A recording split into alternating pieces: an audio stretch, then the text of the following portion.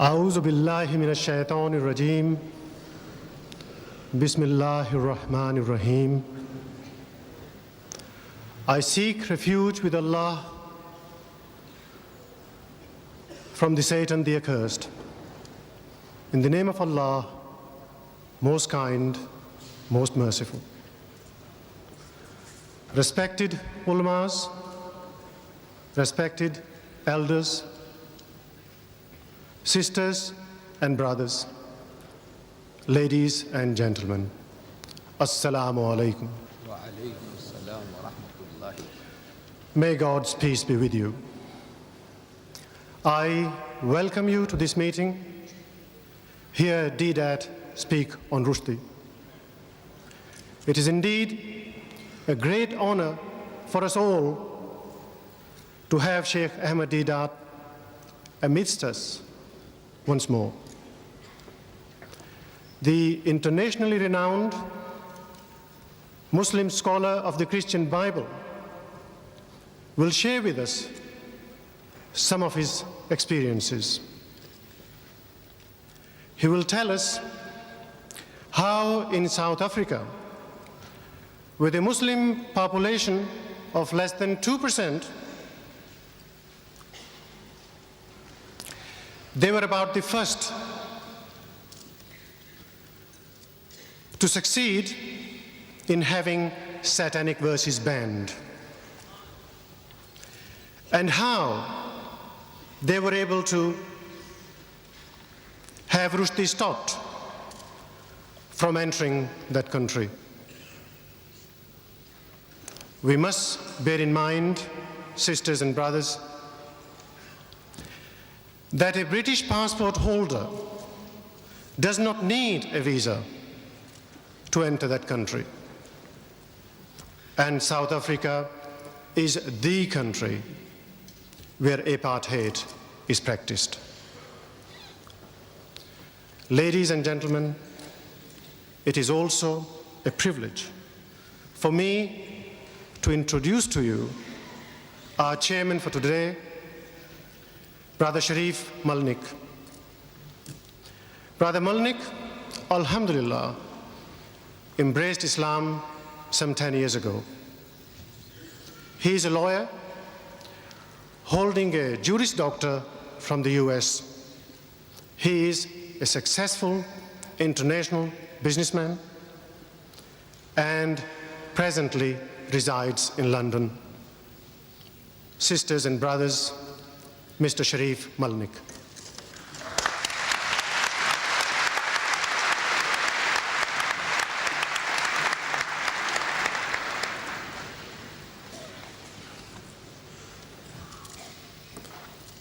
أعوذ بالله من الشيطان الرجيم بسم الله الرحمن الرحيم. Jazakallah khair. Shaikh Deedat, Brother Shamshad, brothers and sisters, ladies and gentlemen, Assalamu alaikum wa rahmatullahi wa barakatuh. Wa alaikum assalam wa rahmatullahi. Before I introduce the honorable and distinguished speaker, I have been asked to read this to you. Satan, being thus confined to a vagabond, wandering, unsettled condition, is without any certain abode, for though he has, in consequence of his angelic nature, a kind of empire in the liquid waste or air, yet this is certainly part of his punishment, that he is, without any fixed place or space, allowed him to rest the sole of his foot upon. Has anyone here actually read or heard this passage before within the last 12 months? Put up the hands. Could you, with a show of hands, please, has anybody actually heard or read this? One. Yes, I see one and approximately 6,000 people here. This is actually the first page, the grand opening, the prologue, if you will, of the Satanic Verses. It is really the great hoax of the 20th century that with over 1 million copies sold, with people willing to defend that book with their lives that no one has actually read the book. And if someone says they have read it, I'm sure they don't understand what they've read. Because if you have read this book and you understand what you've read, then you would not have defended it, but you would have rallied against it. This book truly represents a conspiracy against the nation. We have been fooled, all of us. Satanic Salman aptly chose that passage, which I read to you, to describe himself with no abode, punished, and with no place to rest the sole of his foot. An interesting prediction. And yet, this book was given the Book Award.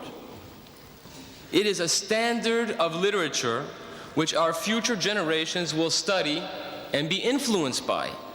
We cannot allow that to happen. You cannot afford to allow that to happen.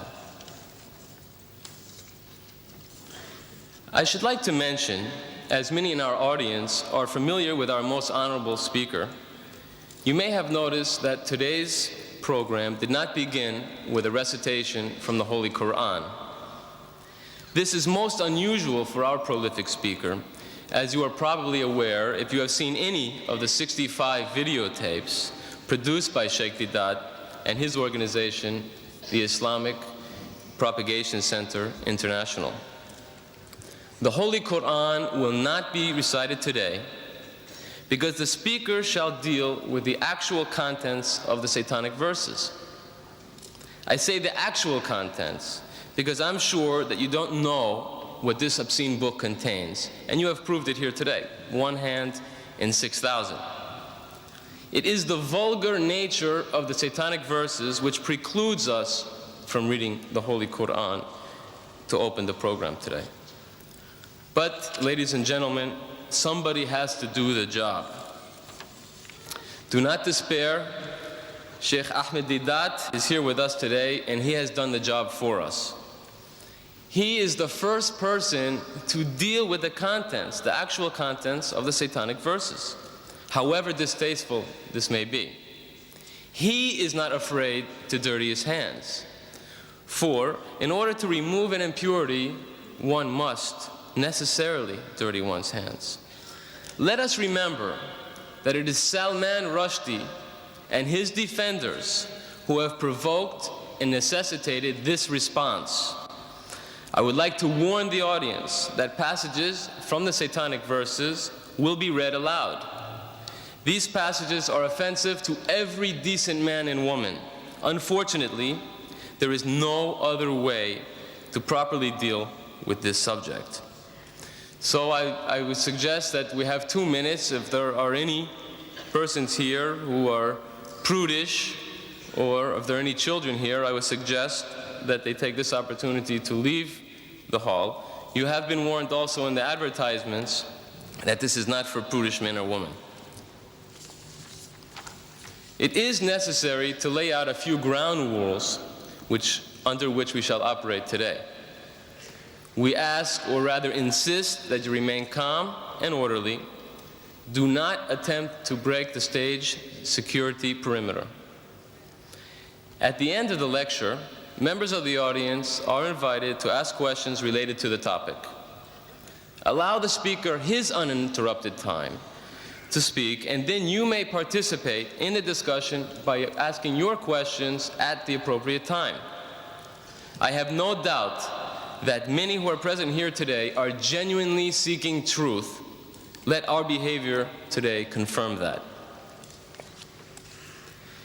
It is my great privilege and honor to introduce a world-renowned Muslim scholar of the Christian Bible and comparative religions, director of the Islamic Propagation Center International in Durban, South Africa, the author of dozens of books, a great lecturer and debater who has debated with Jimmy Swaggart, the United States evangelist, Professor Clark, Dr. Robert Douglas of the Zwimmer Institute, and so on and so on. His credentials are too numerous to list here.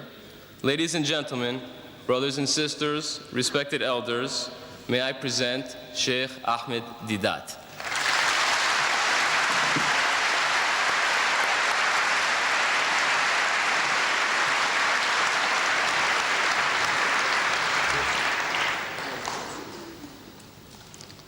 أعوذ بالله من الشيطان الرجيم بسم الله الرحمن الرحيم وإن عاقبتم فعاقبوا بمثل ما عوقبتم به ولئن صبرتم لهو خير للصابرين صدق الله مولانا العظيم.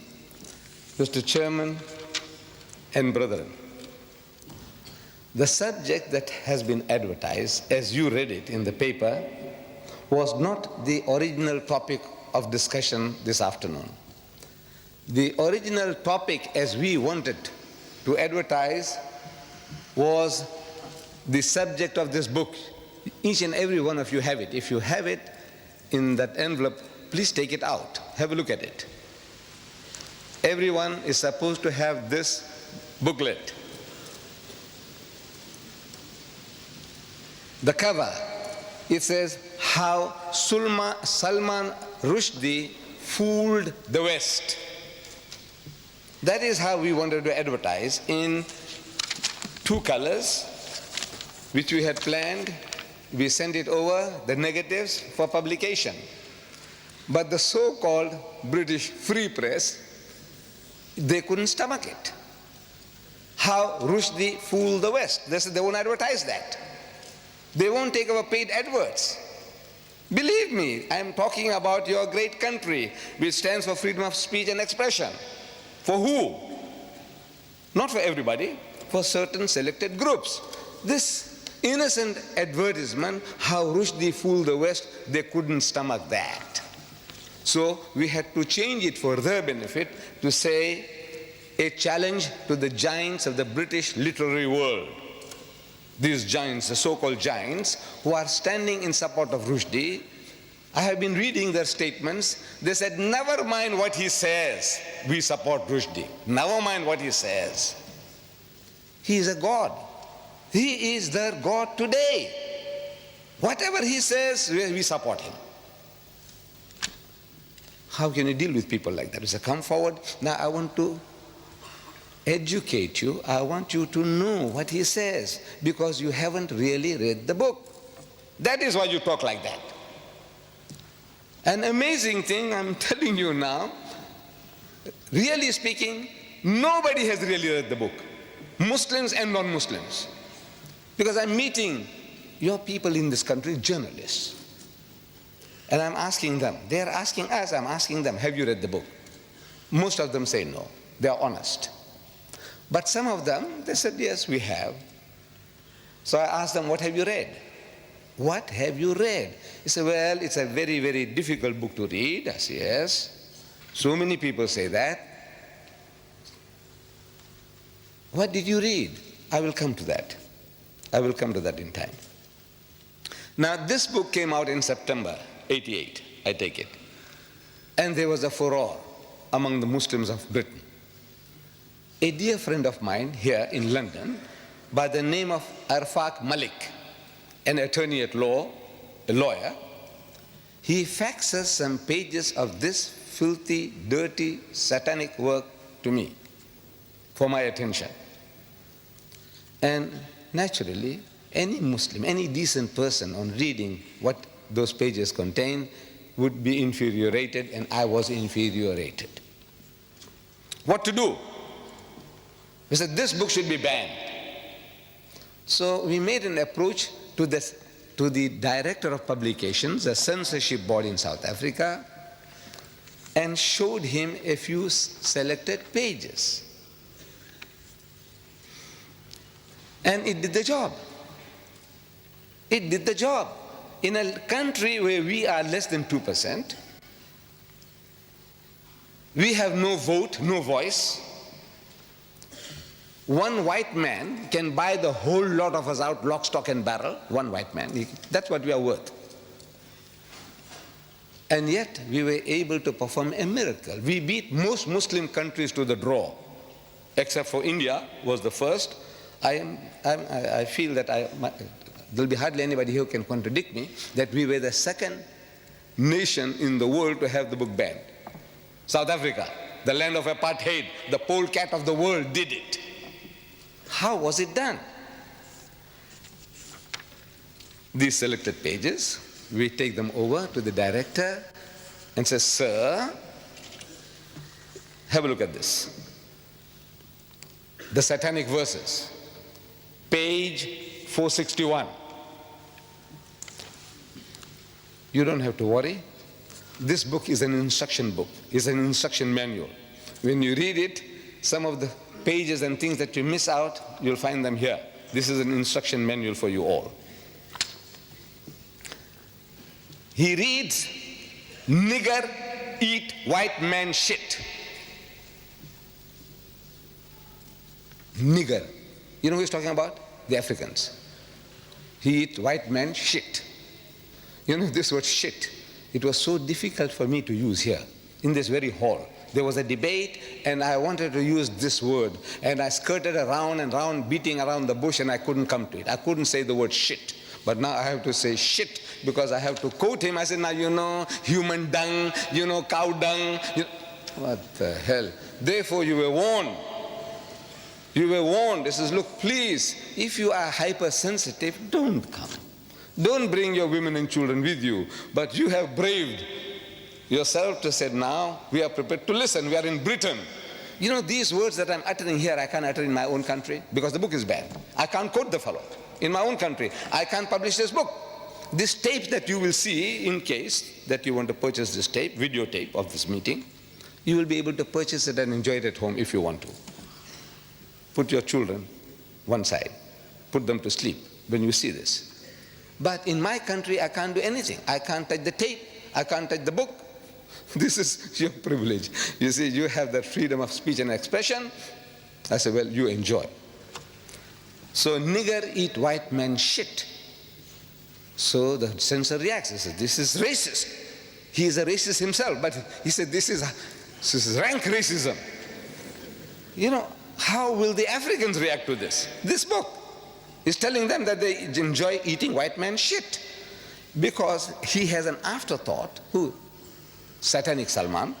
And on page 529, he says, black shit is bad. So for this brown Britisher, white shit is good, acceptable, but not black shit. Our censor says, look, this should be banned. We say boss, you say boss. We say boss, that's his language. You say boss, this is your privilege. He says, you know, boss, sir, master. He is coming to South Africa to promote his book. He says, no, we can't have him. He says, boss, this is your privilege. So the book is banned and he was banned from coming to South Africa.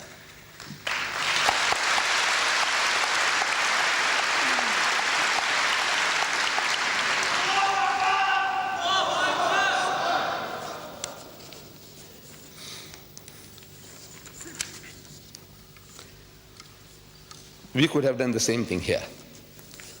You see, but we didn't really read the book.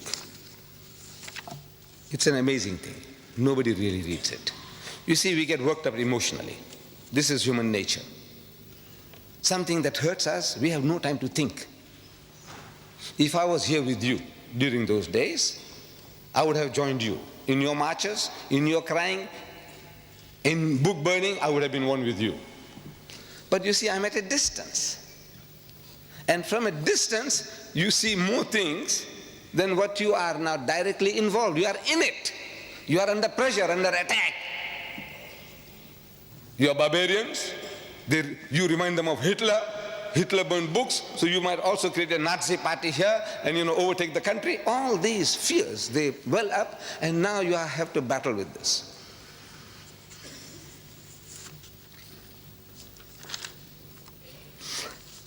Now I am qualified to speak on this for a number of reasons. Number one, you see, I am an elder brother of yours. To some of you, I'm an uncle. Some of you can call me grandpa. I'm an old man. number one. Number two, I have read the book. Nobody can say, well, look, did you read the book? And say, no, but this is what people say from here. Say, no, I read the book. Number two. Number three, I'm one of you. You see, to everybody, I'm a South African. But if I tell you that I carry a document with me, a British passport, 63-year-old passport, you believe it? There would hardly be a single senior citizen in Britain who would be having a British passport 63-year-old. If you open it, you'll see my picture when I was 9-year-old, what I looked like then. And I cherish it. Well, by God, I cherish it because of that picture more than anything else. But now I value it. I'm a Britisher by birth and by holding a British passport. I would be looking forward to the pleasure of creating a senior citizens, British passport holders of 60 years and more. If your father or anybody, your grandfather has got a passport 60 years and over, let me know. We would like to create a society in Britain. So I am qualified. Now what? In retrospect now, because it's far away from all those happenings, now I can talk more freely. I said, look, what I would have done. I couldn't have. If I was in the midst of you, I couldn't have thought all these things out. It's impossible. See, when you are under pressure, under turmoil, and the mass hysteria that can be generated by things like this, you can't think. So I'm not too clever. What I'm going to tell you now, say, this guy's too clever. I'm not, wallah. I tell you, I'm not clever. I am now benefiting from other people's experiences. I have been watching your TV debates on these topics. People send me the videotapes. I watch them. From Britain, from America. And I'm getting educated by those debates. I said, what's wrong? Why don't these people tell the fellow, when questioned, what is it that's creating such temper, such anger in you?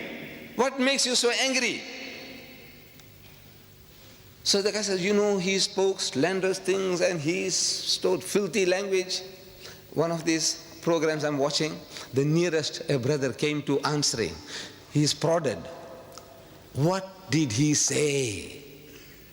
And I watch his face. See, the camera was on his face. And I can see that he's in hell. He doesn't know how to get out of that situation. So he takes a deep, he said, what is it? So he said, he used word like benchod. 50 million people, the Americans are listening. What did it mean to them? Nothing. And you get enraged. You want to go and kill the man for that? What did he say? I said, our cases have been going by default. If you read the book, here, if you took the right approach, the approach, even now is not too late. I will show you ways and means. Very cheaply you can get things done, very cheaply. Not with the gun, not with the bomb, not with the stone. Very cheaply, by God. I show you how it can be done. I said, you should have contacted one of these Tory MPs. Tory, you call it Tory. This Conservative Party, Margaret Thatcher's Conservative Party. Tory. How you pronounce it? Tory. One of these Tory MPs, and showed him, he says, look, have a look at this, sir.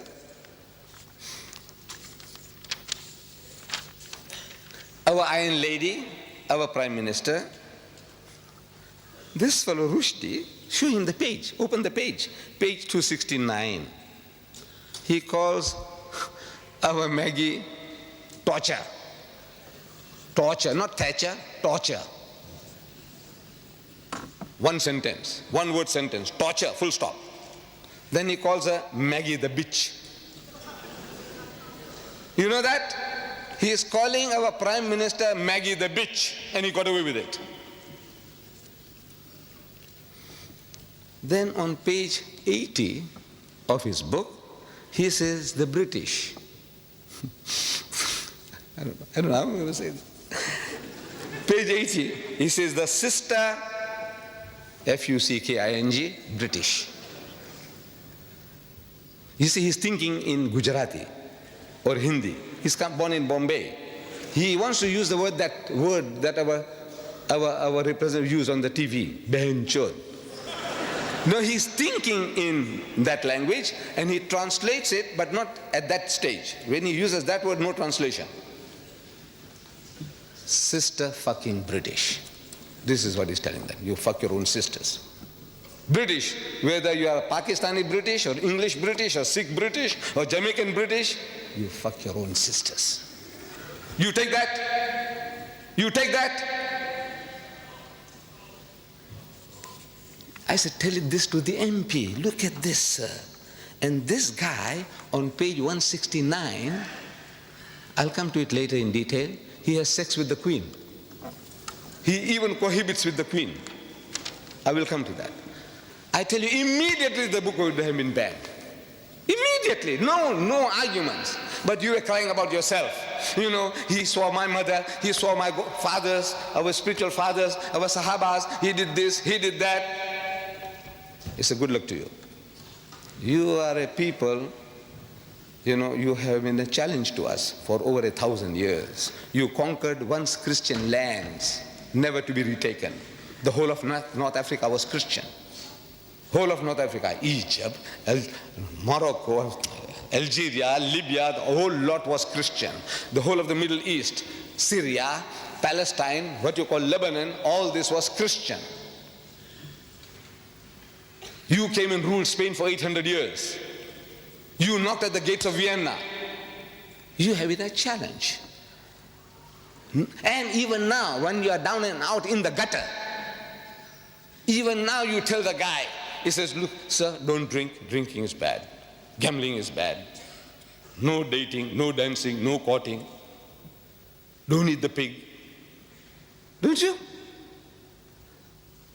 Wala taqulu salasa. Don't say Trinity. Look, you are a thorn in his side. Now for a change, your own child, one of your own, he's put a pineapple up your backside. See how it feels now? He's getting sadistic pleasures. He's getting pleasures in our pain. You cry, you wail, you burn books, you march, he's happy. He's getting a subtle revenge on you through your own. The way was to turn the tables. Bas, I don't know how you address them. I don't know how you address them here. I would say, Bas, Pakka Saheb, look what this guy is saying about you. Not about me, my mother, about you, your mother, your sister, your wife, your daughter. You show him and you see how he reacts. Some fellows tell me that the British are insensitive. They are insensitive. They have grown a thick skin. You can tell them what you like. You can swear them as you like.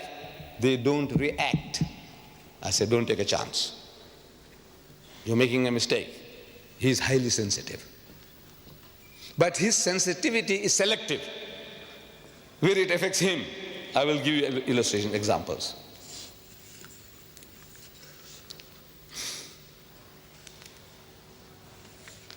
Right. So generally, they pose us the question, have you read the book? And when we say no, they have a big laugh. They have a big laugh. Now for a change, you should ask them, have you read the book, sir? He says, no. And you are armed with this booklet of mine. You just memorize some of these statements, verses, and you quote him. He says, you know, sir, the first page of Salman Satanic Verses, first page, chapter 1, page 1. He says, a direct quotation I'm giving you, direct quotation from the book, page 1. Don't go far. Start with page 1. You have been going too far. You know, you have been to page 268 and 200, 300. Don't go that far, start with page 1. If you have been reading, you can start with page 1. Even before page 1, you can start with his prologue, his prophecy about his own destruction, not a place to rest his foot upon. No place for him. No peace. That's what he's saying. He's prophesying somebody is making him to write. He said, look, this is your end. This is your destiny. That's the first page, really, but he doesn't number it. So we take chapter 1, that page, first page, he says, proper London. This place here, London? Are we in London? Yeah, proper London. Bye. Here we come. Those bastards down there won't know what hit them. Which bastards? Londoners. You Londoners are bastards. Whether you are Pakistani Londoners or Sikh Londoners or English Londoners, what Londoners are you? If you're a Londoner, you're a bastard, and the things are coming down to destroy you. Direct quotation. Now, how does he feel? He said, look, he's calling us all bastards. You accept that? If it came from you as a Pakistani or as an Arab, the guy will punch you on the jaw. You know that? But this is a son-in-law. He married your sister, your daughter, a British girl. So you have to take it from him. No? You see, we people from the East, we seem to respect our son-in-laws, our brother-in-laws more than our own children. You know that? Because he is my son-in-law, my daughter's happiness is at stake. He is my brother-in-law, my sister's. This is our mentality. Is that the English mentality too? I don't know. But they have some special feeling towards this satanic Salman. So he starts with bastard, very mild. But I said, wait a little till he gets warmed up. Let him get warmed up. That's first page that was. He uses, on that first page, 16 Hindi words. 16, 1-6. For which he gives you no meaning. And you lap it up. I'm talking about the English now. The Hindi, maybe some Hindu. Our young people, what will they understand? Yar, bhai. Huh? What will you understand? What is he talking about? Takatamtum. No.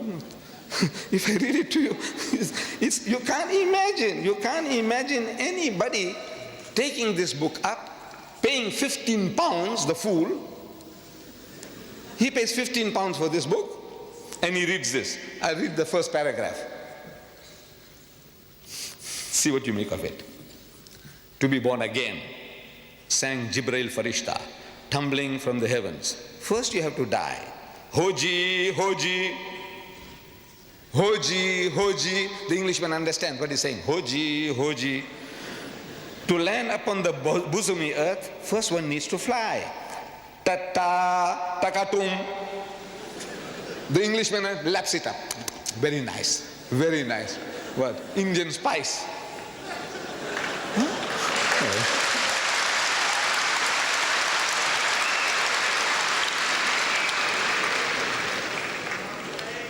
Still the paragraph is not finished.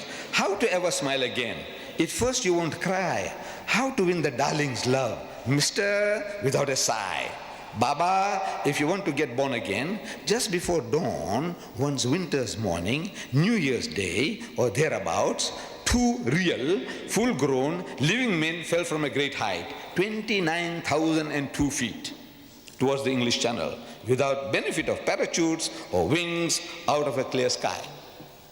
And this is a masterpiece of the English language. Yes, for which gets a Booker Award. He gets a Booker Award for that. And it carries on 16 words. And by the time I finish up, I said, you know, this guy here, he spattered the whole book, over 100 different exotic Indian words. And the choices of the language from the gutters of Bombay, or the sewers, you know, sewer pipes from the sewers of Bombay. Page 80. He says, hijras, chutias, shits. The Englishman, I want to know what is he lapping up. He's telling the guy, hijras, chutias, shits. Yeah, do you understand shits? So he senses the other thing must be also something smelling.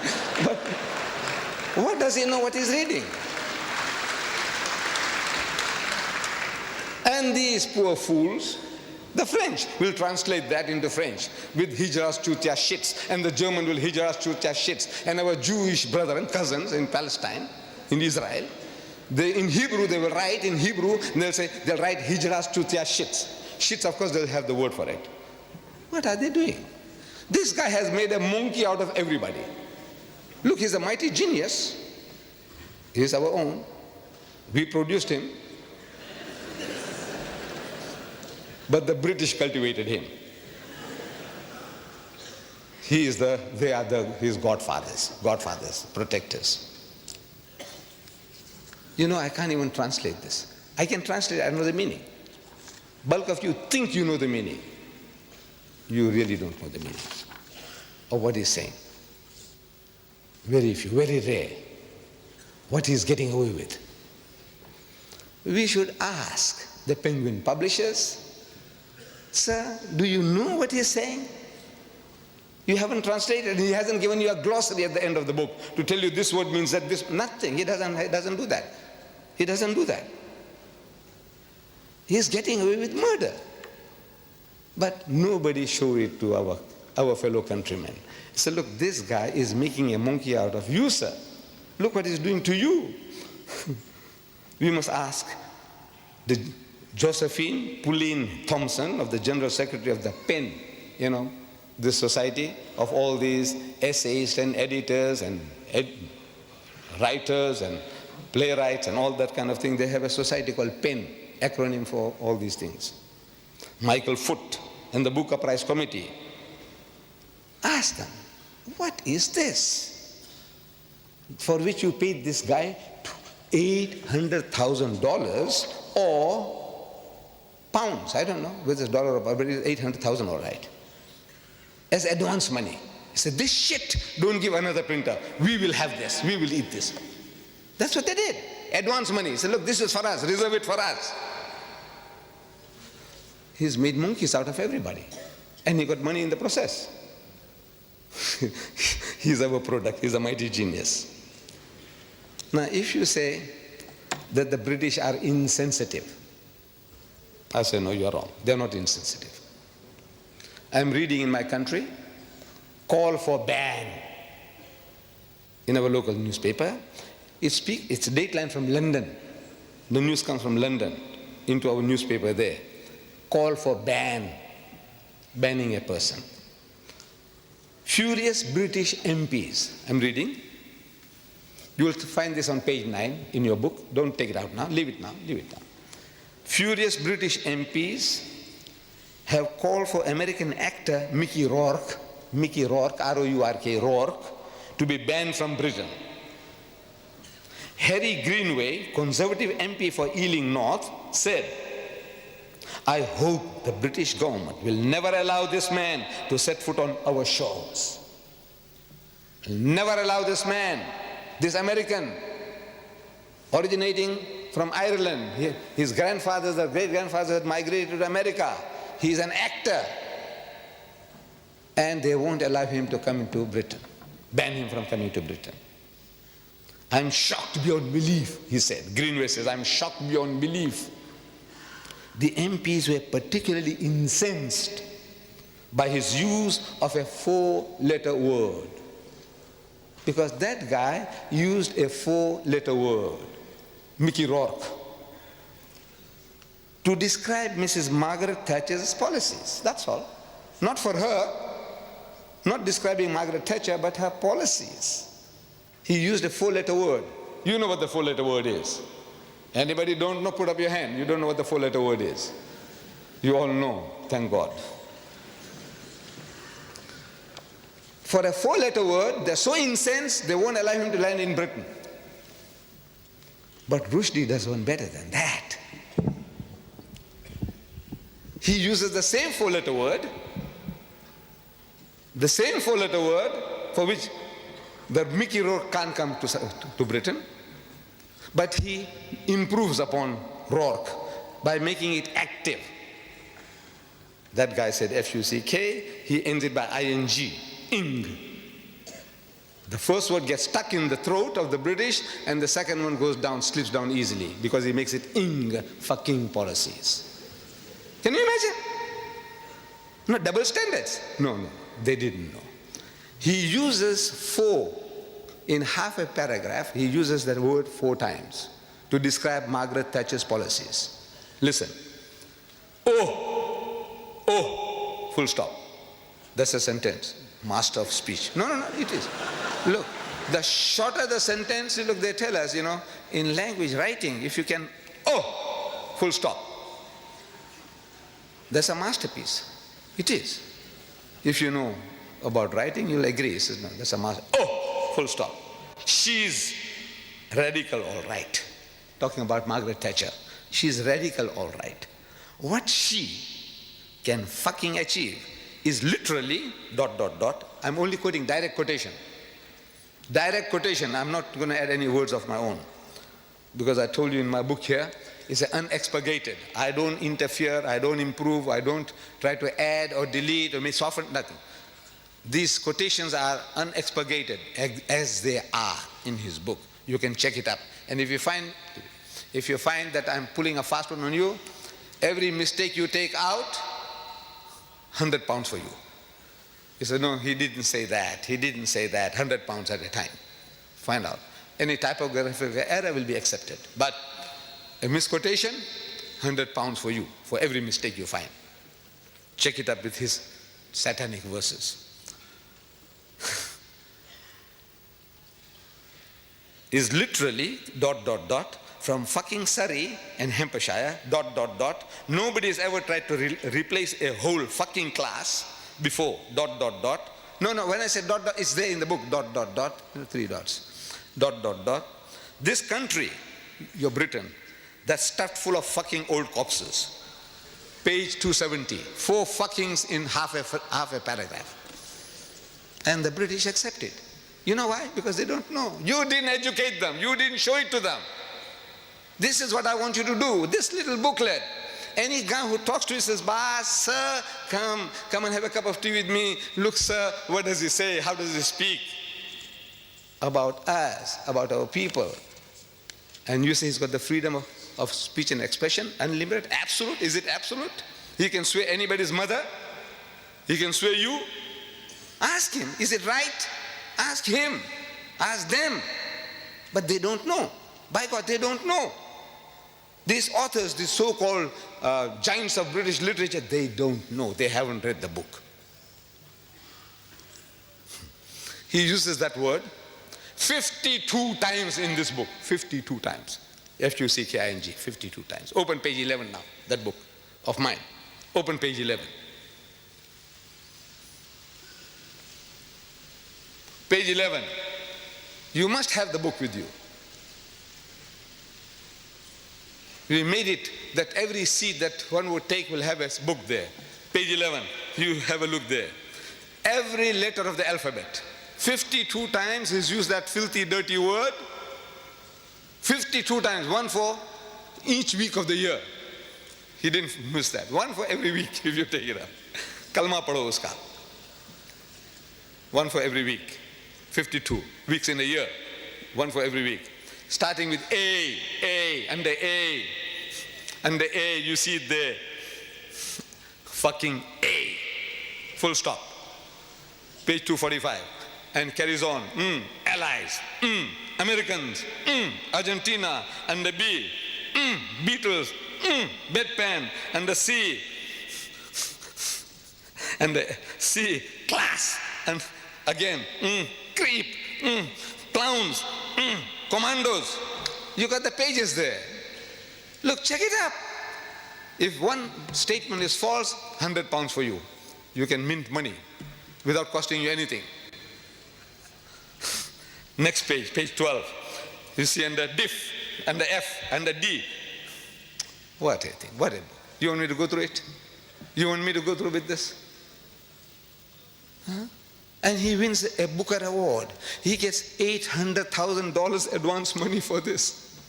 Literary masterpiece. No, you read it. What can I say? I'm forced to say it's fucked up the English language. The bastard.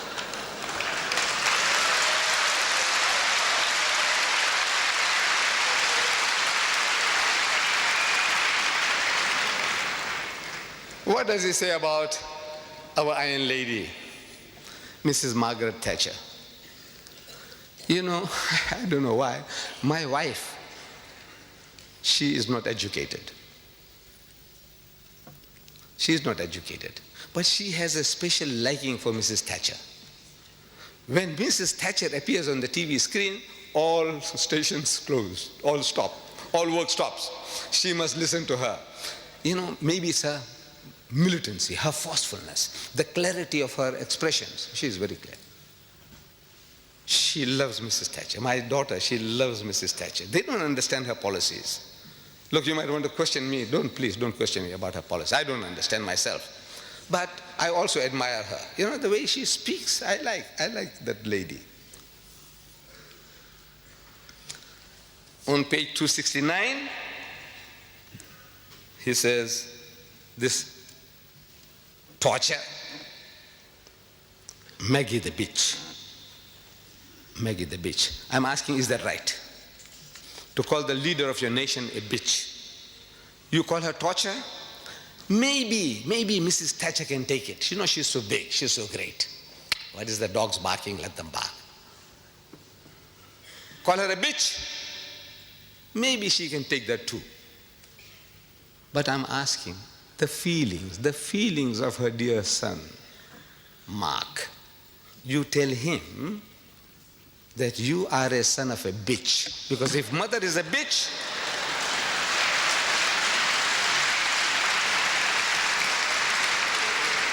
so no, I'm not saying it. Rushdie says that you are a son of a bitch.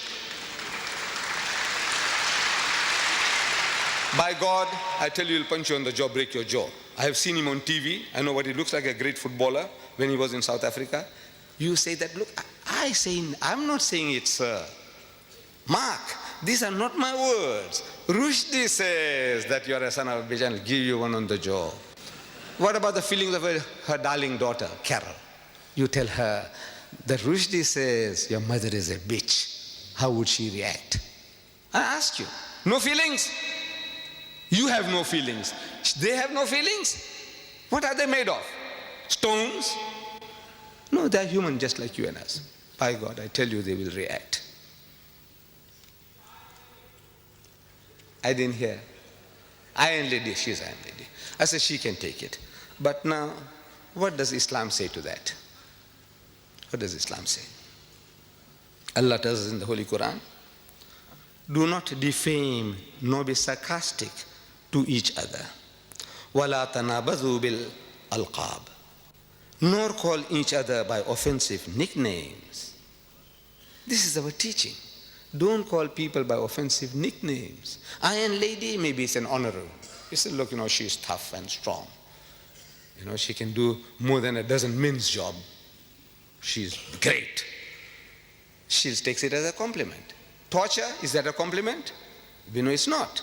He's distorting Thatcher to torture. Allah says in the Holy Quran, where? In Surah Hujurat. Where do you find Hujurat? In the book, in the Quran. How do you find Hujurat? I said, look, if you have this book, you must have it. You live in this country without this book?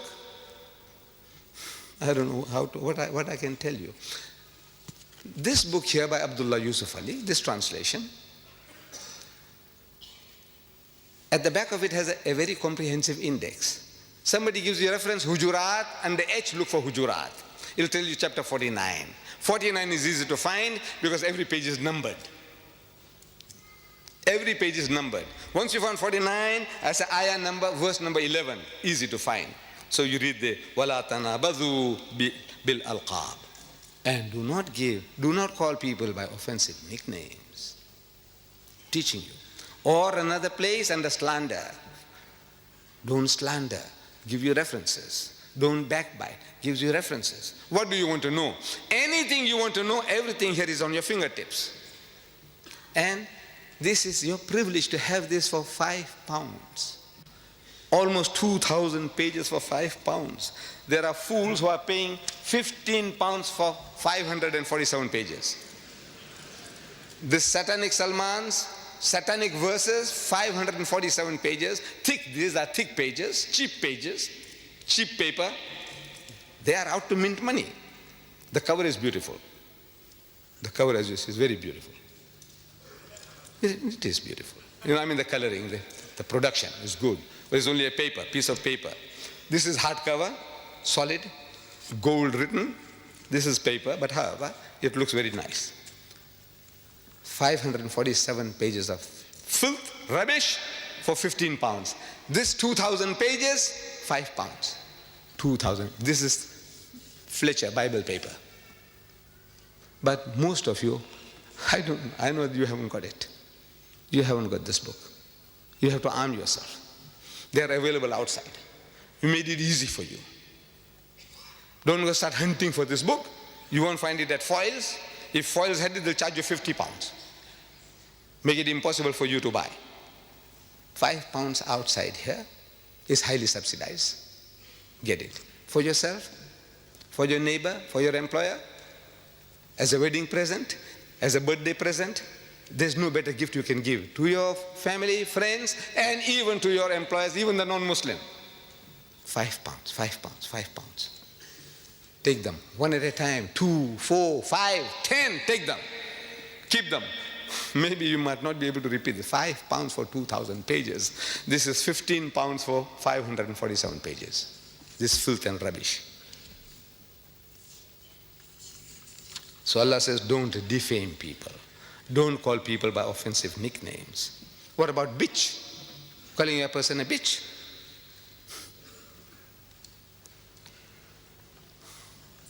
You besmirch the name of a fair lady in these terms, that she's a zania, bitch is a zania. Other words, softer words, they call them tat, they call them call girls, call them hookers, whore, harlot. This guy, he calls her a bitch. In the house of Islam, anybody making such an attack upon anybody's personality, he must produce 4 witnesses. So-and-so is a bitch, produce 4 witnesses, eyewitnesses. And after having given their evidence, if under cross-examination, if one of them fails, only one out of 4, one fails, everybody gets 80 lashes. Everybody gets 80 lashes each. If one guy fails in cross-examination, this is proof false, everybody gets 80 lashes. You call us barbaric. Tell him, this is barbaric. We want to protect your mothers, your sisters, your wives, and your daughters from any kind of besmirching of their character. And you call us barbaric. We are barbaric. You are civilized. Everybody's mother, sister, daughter, wife, you can call them bitches, whores, harlots. What else? Hookers, tats. What else? What is this? What have you come to? You civilized people, cultured people. 80 lashes each. He does not even leave our queen, Her Majesty, the defender of faith. She is the defender of faith. Our queen, my queen, as a British subject. My queen. He has sex with her. Listen to this spicy piece. We should read to the British. Look, this is what he says. He doesn't even spare our queen. Chamcha. I'm quoting, direct quotation. Chamcha, that's him. If you read the whole book, then you know he plays different roles. Like Dr. Jekyll and Mr. Hyde. He goes as Jibril Farishta, that's him. Chamcha is him. But in both cases, he's like Mr. Hyde. You saw Dr. Jekyll and Mr. Hyde, he's Hyde all the time. But he makes people to say words. Chamcha. He makes one of his characters say, Chamcha. He found himself dreaming of the queen, of making tender love to the monarch. She was the body of Britain. Who? The queen. She was the body of Britain, the avatar of the state. She is the avatar, the spirit of the state. And he had chosen her, joined with her. He joined with her. In holy matrimony? In what? He joined with her. She was his beloved, the moon of his delight. Page 169. What is he saying? He joined with her. You might find some of these clever Alex, who come along and say, look, man, you are exaggerating. You don't know what you're talking about. Join could mean in prayer. They'll all pray together. Hallelujah, hallelujah, hallelujah. I said, please, please, please. You see, every book is its own best commentary. Every book. You ask any Christian, he will tell you that the Bible is its own best commentary. I will say the Qur'an is its own best commentary. And by extension, the Satanic Verses is its own best commentary. The book itself, if it can reveal the secret to you, you don't have to look for it outside. The meaning, you don't look for it outside. Let's see how he uses his word joined in another place to tell you what he means. In case you misunderstood, you're so dense or such a pervert, you want to exonerate anything he says because he's your God. Whatever he says, you say, no, I support him. So if you want to support him, now listen now. He says, I'm quoting, direct quote, page 479. Wild donkeys, fucking wearily and dropping dead, still conjoined. Joined, conjoined. What is he saying? What did he do to the queen? What did he do to our queen? You take it? You accept it? You are not inferior. You don't feel hurt? There's something wrong with you. If you live in a country, you must be loyal to that country. Otherwise, get out. If a country is worth living in, it is worth dying for. Otherwise, get out. You have to be loyal to your rulers. This guy here, what he does to our queen, and you don't feel enraged. There's something wrong with you. There's something wrong with the British. Tell him so. There's something wrong with you, boss. I think what has happened to you? Cry with him. Cry for him. Cry. Make him to cry. Cry with him. Don't cry about yourself. Cry for him. What this guy has done to him, his benefactor, his godfathers and his godmothers, what he's doing to them.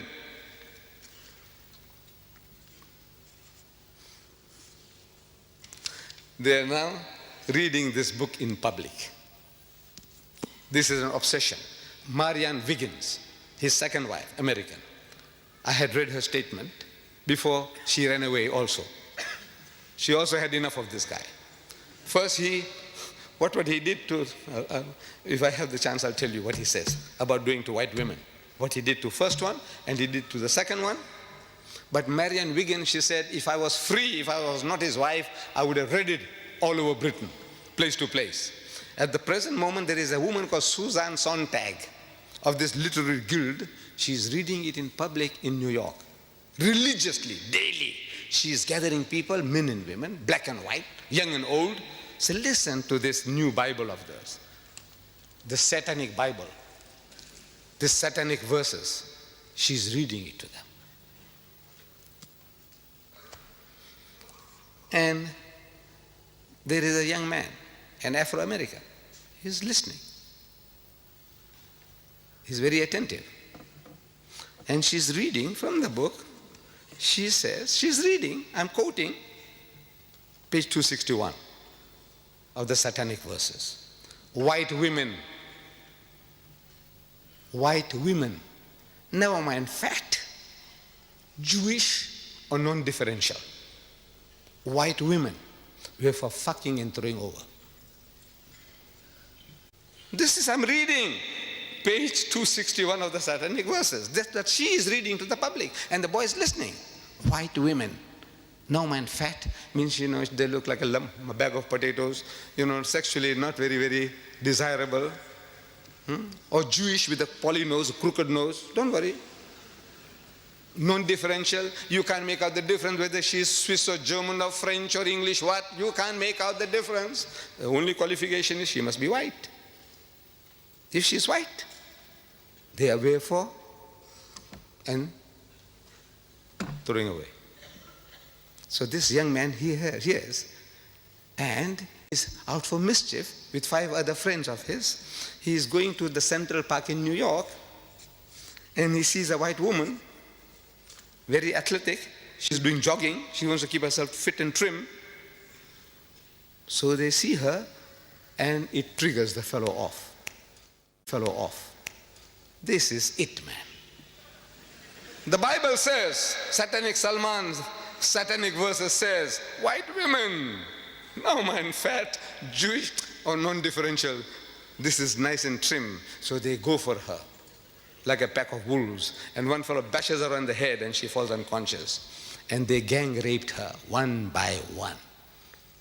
And when they're caught, they said that the pleasure that they got in the sweat and the blood and the gore, it titillated the taste. You're programming people, can't you see? With filth. This is how you program, create devils, morons. Brainwashing, they're being brainwashed. You want this to be read to your mother, your sister, your wife, and your daughter? And you, Penguin Viking, what's this? Peter Mayer of Penguin Viking, you gave this fellow $800,000 to tell the world that your mother, your wife, your sister, and your daughter, they were for and thrown away. What has happened to you? How did he bewitch you? What has he done to you? How did he do it? Shouldn't you ask him? Shouldn't you ask anybody, how do you do it? When our white rulers were shown that, they said, no, ban the book. What are you doing? You're going to program people. They will be looking for white women. Wherever there's a white woman, you know what they are for. So they went what is called wilding. On the 8th of May, Times Magazine, if you can lay your hands on it, it says wilding, new word. They invented a new word. Means they went wild, they went berserk. Like a pack of wolves smelling blood. What are you doing? What are you doing to the world, to mankind? And Mrs. Thatcher, just recently, I'm reading this, Monday, September 11th, Maggie says no to sex investigation. I don't know whether you read in your newspapers. Dateline from London again. She says no to sex investigation in Britain. There is a society or a body, it says Mrs. Thatcher has said no to plans for the biggest ever investigation into the sexual habits of Britons. They want to know the preferences of the British men and women in sex. This is no. Maggie says, no, you shall not do that. I admire her for that. By God, I admire her. She's Muslim. She's Muslim-like. Maybe she's reading the Qur'an.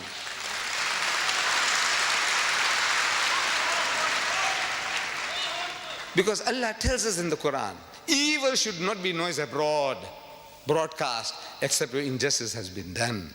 Because once you say things, there are things you can insinuate and you can program people. Like this. Look how easily people can be programmed. British girls are too easy. British girls, I'm reading from Sunday Times, one of the leading newspapers, Sunday newspapers in South Africa, dated July 9th.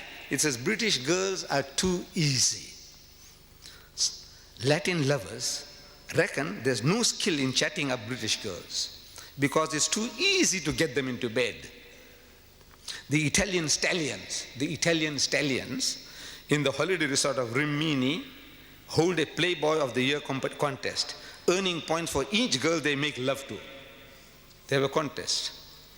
Prim, Catholic Italian girls merit 10 points. If you get a prim Catholic Italian girl, if you get her into bed, 10 points for a bonk. One bonk, you get 10 points. French girls, if you can bed a French girl, you get 6 points. And if you bed a German Fraulein, you get 5 points. But British tourists are worth just 1 point.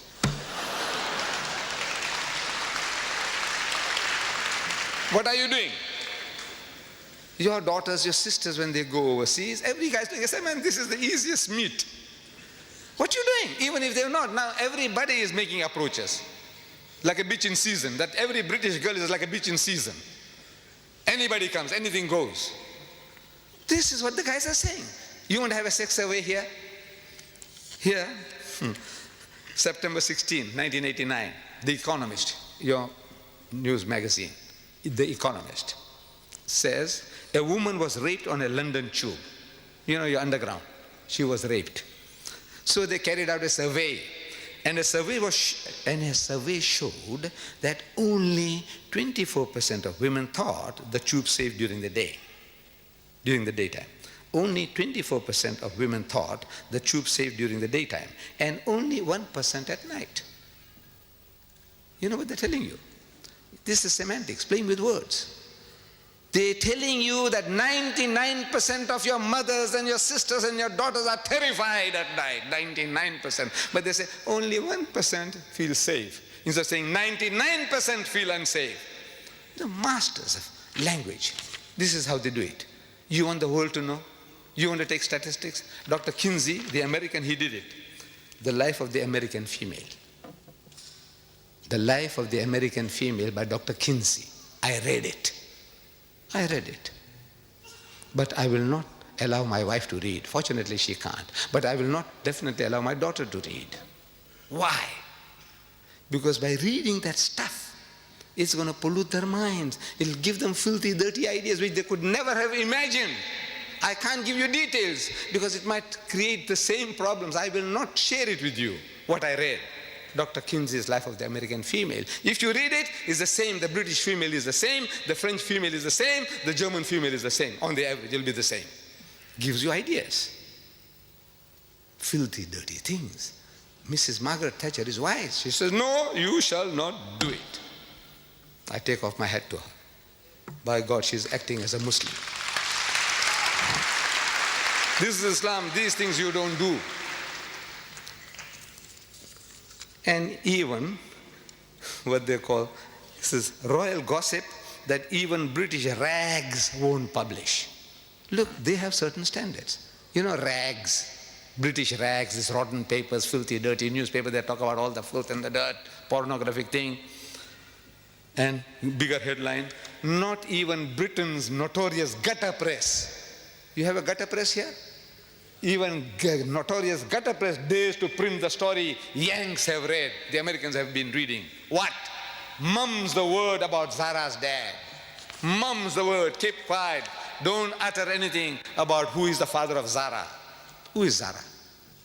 She is the daughter of Princess Anne. Now they're insinuating that she is the bastard child of Peter Cross, who was her bodyguard. 8 years ago, he committed adultery with her, and he got this child, which was given out to the world as the child of Peter Phillips. But she was not. She is a bastard child by Peter Cross. The picture is given. The princess is there. The princess is there. And the dashing detective is there behind the princess. What are you doing? What are you insinuating? You are destroying the life of a child. Can't you see? One child. You are insinuating that she is a bastard child. She is a bastard child. At school now, 8-year-old girl, wherever she goes, if she's cross or angry about something, he says, I know why you are cross. Zara, I know why you're cross. Because you are the daughter of Peter Cross. Can I say, look at her, look at the picture. Maybe she was sullen or in a moody, this thing. Here, they give you a picture where she's sullen, she's moody. He said, you see, she's cross because she's the child of Peter Cross.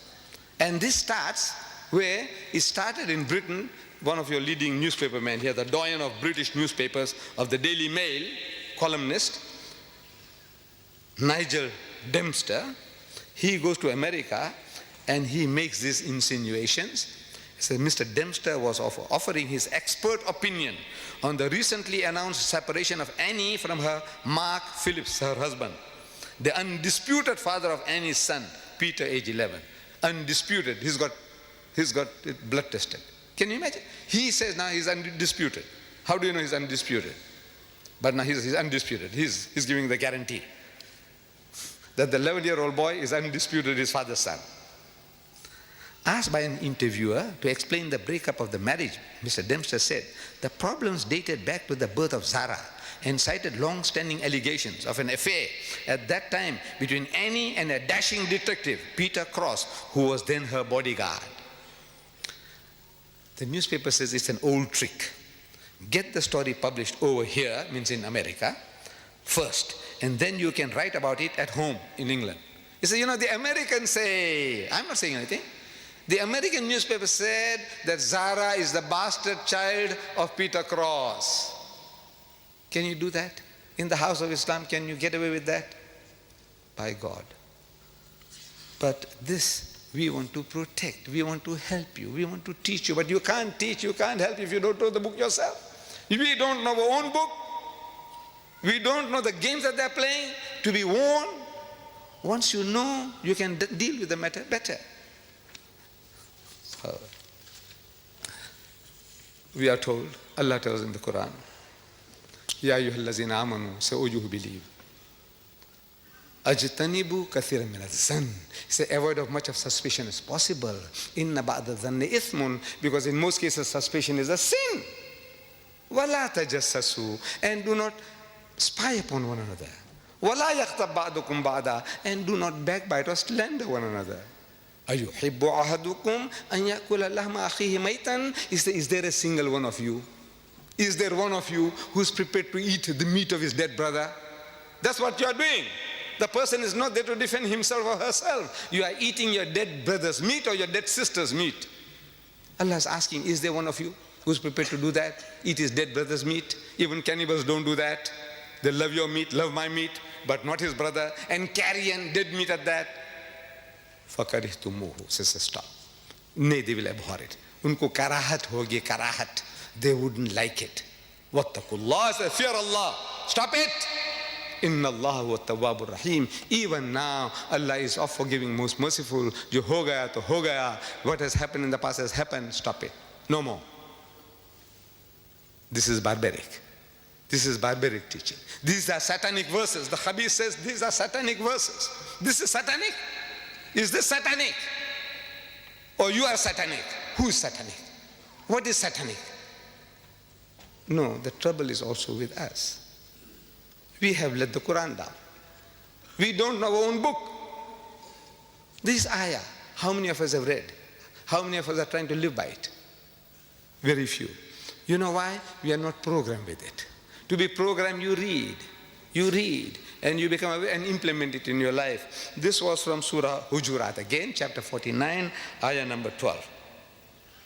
Don't spy, don't snoop, no snooping, no slander.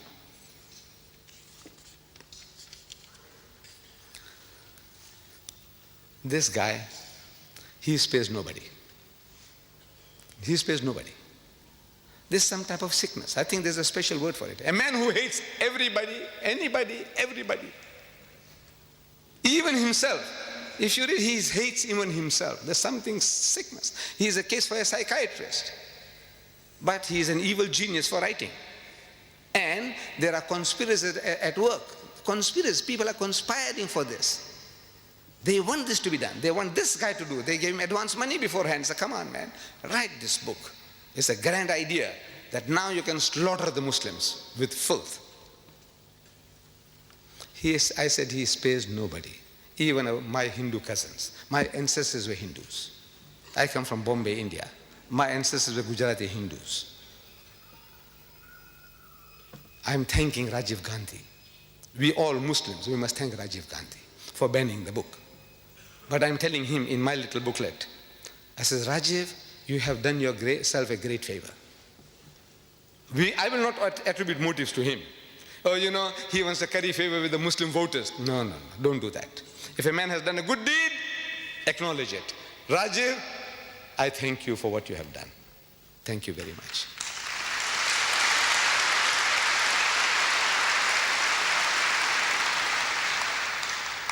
But this is the benefit of a good act.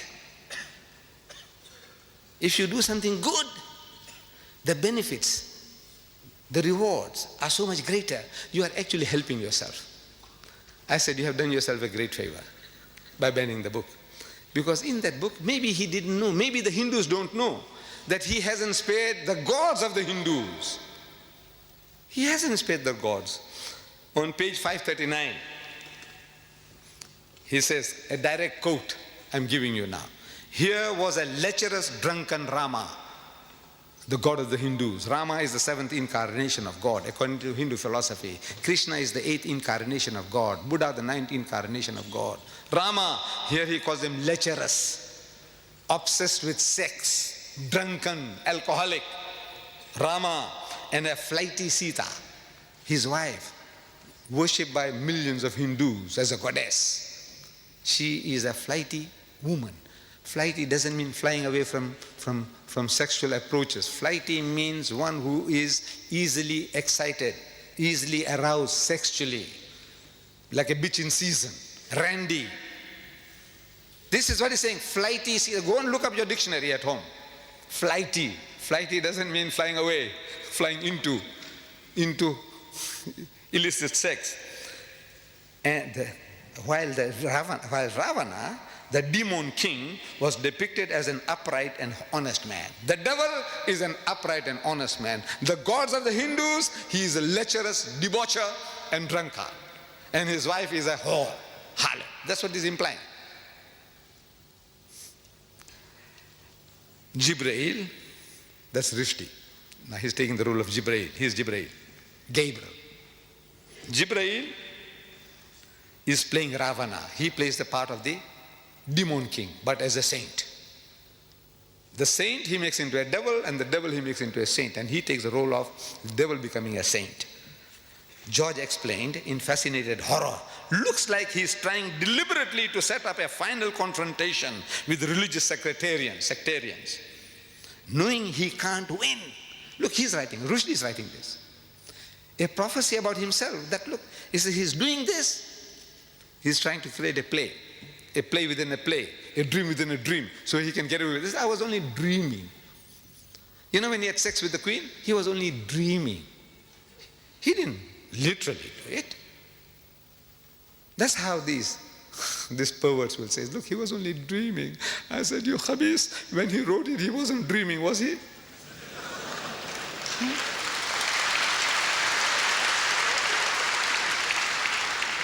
So it's a dream within a dream. So he said, look, it was a dream. This guy dreamt and that other one dreamt, later other dreams.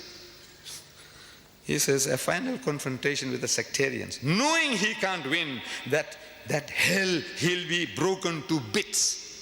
Page 539, that he will be broken to bits.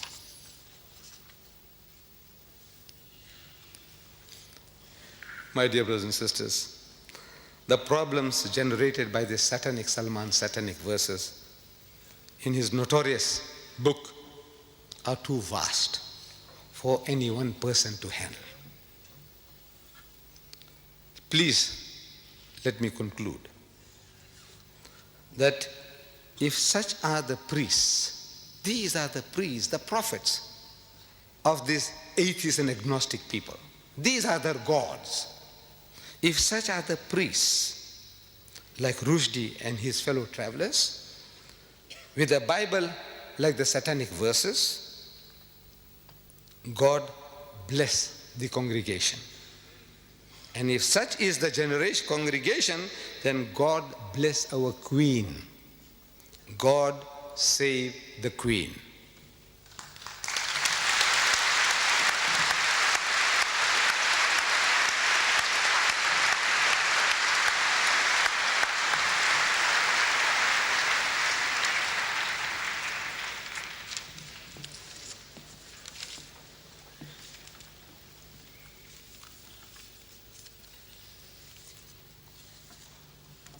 Assalamu alaikum wa rahmatullahi wa barakatuh. We're most grateful to Shaikh Ahmed Deedat for presenting his views and analysis of the Satanic Verses. Jazakallah khair. It has been truly enlightening. How Rushdie fooled the West. How true. Weren't we all fooled? We shall begin the question and answer segment of this program shortly. At this time, I would like to invite those members of the audience who would like to ask questions to Shaikh Deedat on the topic to form an orderly queue behind the microphone, which has been specially provided for your use. If we could come down the right aisle to form the queue, and then after you have finished your question and the question has been answered, if you could leave through the center aisle.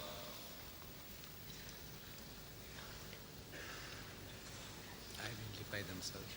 They can identify themselves. While you are forming the queue, it is essential that the following guidelines be strictly adhered to, so I would like to fill you in. This will avoid the chairman having to interrupt the questioner. This is a question time, not an opportunity for you to make a speech. If you want to make a speech, then I suggest you hire a hall, such as Shaikh Deedat has done today, the Royal Albert Hall, and he has graciously consented to entertain your questions. Please, only one question per visit to the microphone. If you have further questions, please just go down the center aisle and take your place at the back of the queue again. So this way, more people have an opportunity to ask questions, and as well, we get a broad range of questions. Please do not interrupt the answer. Ask your question and be respectful enough to listen to the answer. This is not a debate.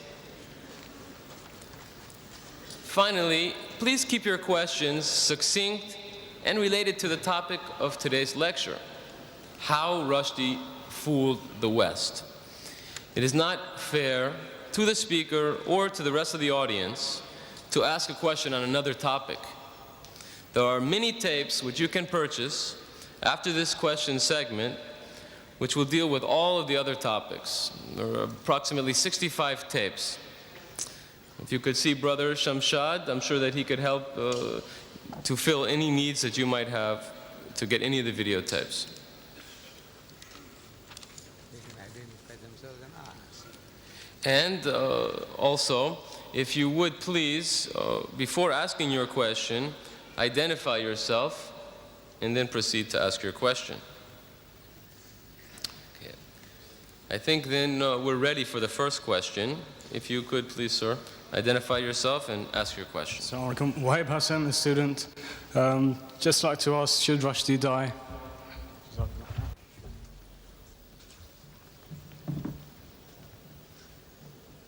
My son, are you British?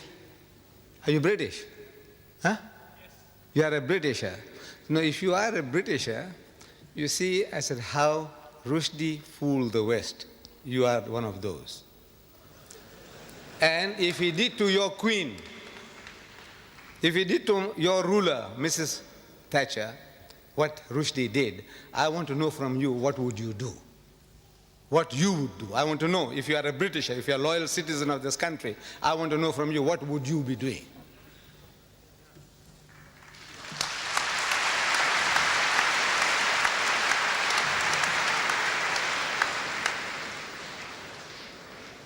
Incidentally, the topic of should Rushdie die really is a separate topic, and there is a video cassette. It's Should Rushdie Die, the Islamic Verdict, which also is available outside. The next questioner, please. I would like to ask that whether Satanic Verses can be an insult only against Islam, or it is an insult against all religions, including Christianity and Judaism.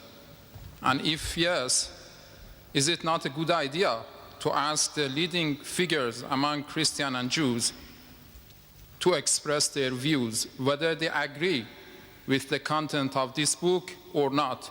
Because I personally believe it is not insult against only Islam. It is insult against all religions, including Christianity, Judaism, and Hindu religion. And the second thing I wanted to ask, because I or other people here might have the wrong impression that you are a supporter of any political figure, could you also clarify that point? Yes. Could you repeat the second part of your question, please? I or other people might have the impression that you are personally a supporter of certain political figures in this country. Please clarify also that point. Thank you. The second question first. I have no affiliation with any political parties or any religious groups. I'm a Muslim, and I stand here as a Muslim, and I speak as a Muslim.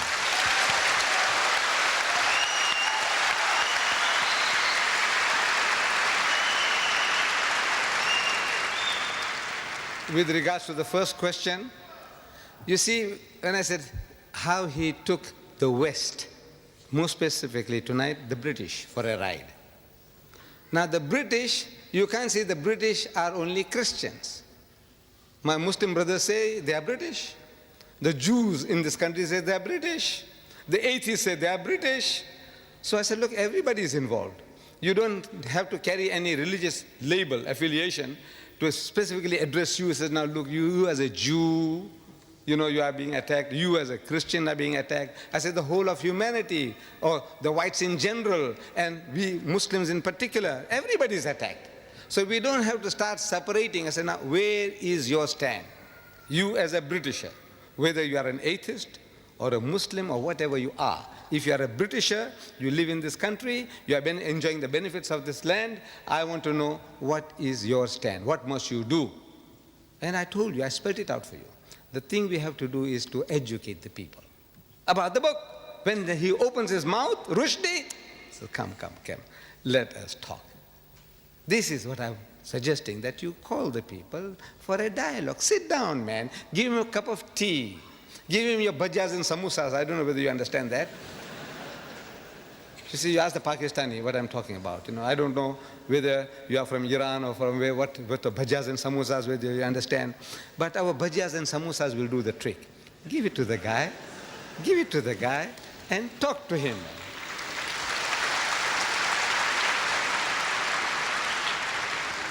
Inshallah, the job will be done. I 100% agree with what you say, and I think it's a very good idea that in rational debate it's pointed out that this book is insult against all the religion, not only Islam. The whole of humanity, the whole of humanity. Good. We have the next questioner, please. Would you identify yourself, please? Assalamu alaikum. My name is Khalil. I am British. We say Rushdie how he fooled the West. But so far, Mr. Deedat mentioned he's a genius. To me, my judgment after what I've heard from you, he's an idiot. But countries that back him, he has been insulting to so many religions, Hindu, Christian, white, and so on. Now, for them to back the book, what would you call those people who support him to let the books go on? Me, as a Muslim, I say he should be banned from writing. Because No. he has caused... The thing is now, you educate the people in power. I said they will do the rest. If you had shown to Maggie what he says about Maggie, you didn't do it. You didn't do it. You didn't tell the people, he said, look how he's abusing our queen. Did you? Anybody did it? Did anybody go and tell the people, he said, look what he's doing to our queen? They are tolerant in this country. This is the problem. What? They are tolerant. They can accept, like we say, the Iron Lady. There isn't a Britisher you can go and tell him that he's the son of a bitch. You go and tell him and see how tolerant he is to you.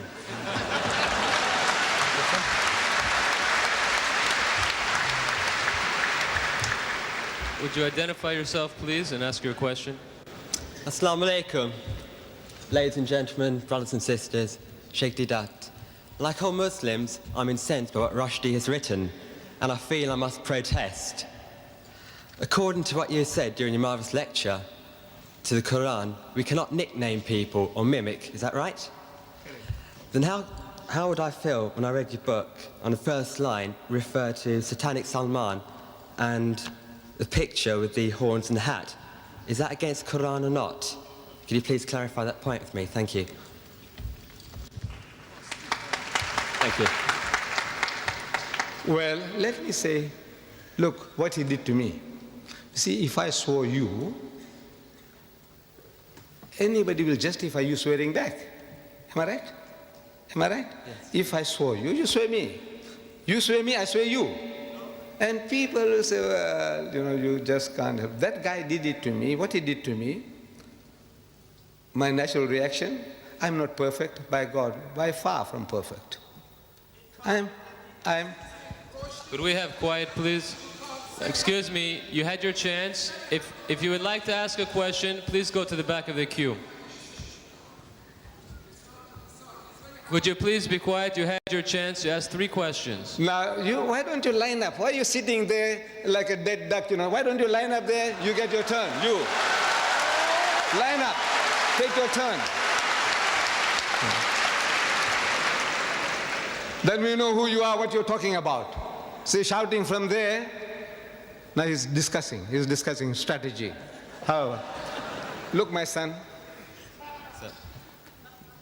I am like anybody else, like you, like anybody else. I am no saint. And I'm not perfect. I'm telling you, this is what Islam teaches. I, you, everybody, you must try to the best of our ability to live by it.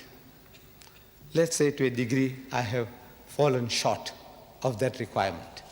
I have done it. I have done it. Good man.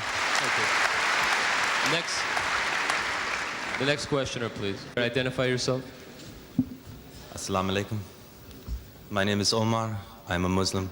I need no other identification except the title that Allah in His infinite wisdom, power, and grace has given to me, and that is that I'm a Muslim.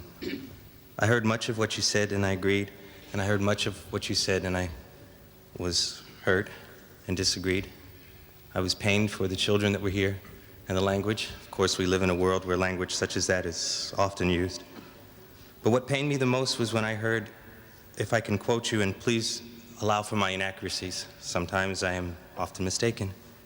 If you live in a country, you should be willing to die for it. Well, there are many countries in which I'm willing to live, but there's certainly only one cause for which I'm willing to die.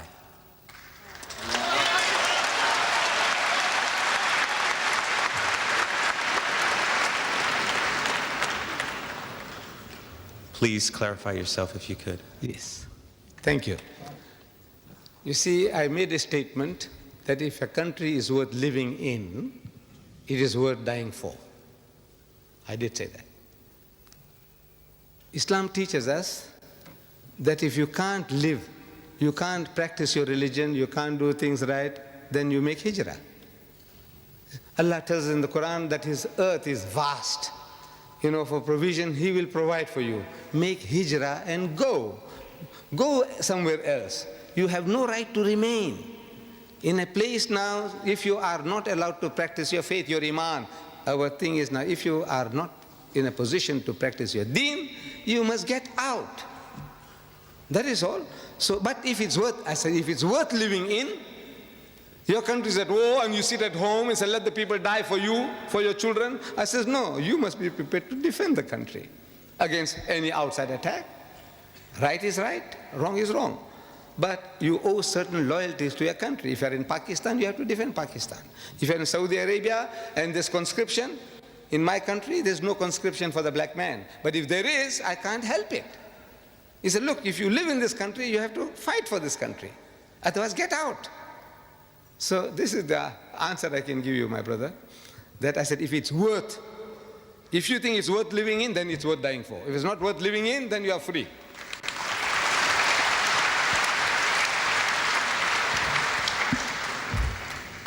Assalamu alaikum. Brother Sheikh, in bracket Professor Deedat, in your opening speech earlier, you mentioned the course you took in South Africa relating to this Satanic Salman. I think I am in full support of what you did, and I am very pleased with the success you got. But will people, say in predominantly Muslim countries, and also Muslims living in this country, follow the same course?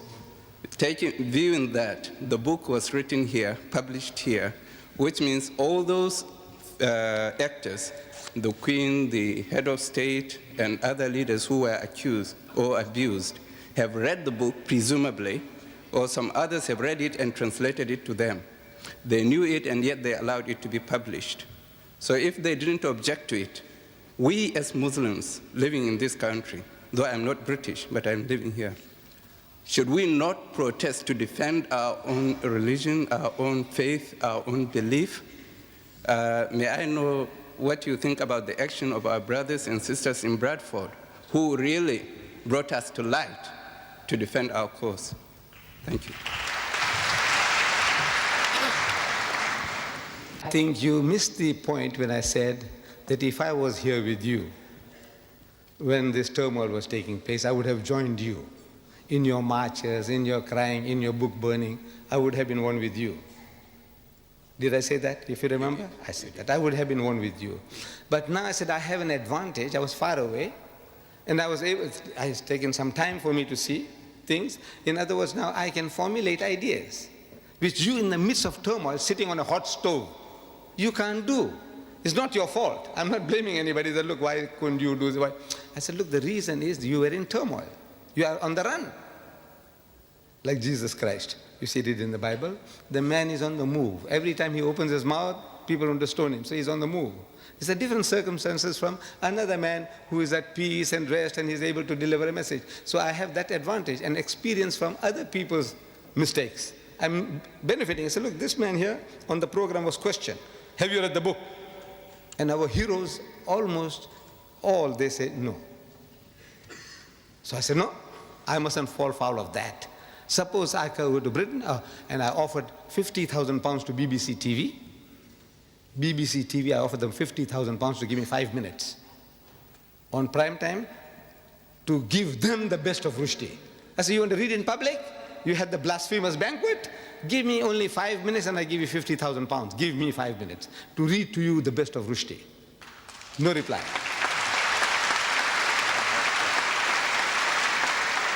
I offered ABC and PBS TV in America $50,000 for 5 minutes. Give me 5 minutes. Why I'm able to do that is I'm benefiting from my other brothers' mistakes. They made certain mistakes. I said, no, I won't do that. You know, I might just share this with you. I think Sheikh Sadi Rahmatullah alayh, one of our great philosopher poets, he was asked, he says, where did you learn all these good manners from? Your good manners. You know, you're such a perfect man that we see, you know, well behaved. Where did you learn them from? So he said, I learned them from the unmannerly.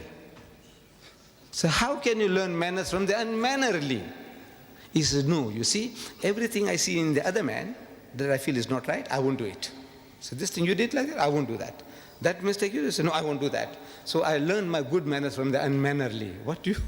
So I was only benefiting from other people's mistakes. That is all. Thank you very much. You are great. Next questioner, please. Could you identify yourself, please? Assalamu alaikum. I have no question, but a request.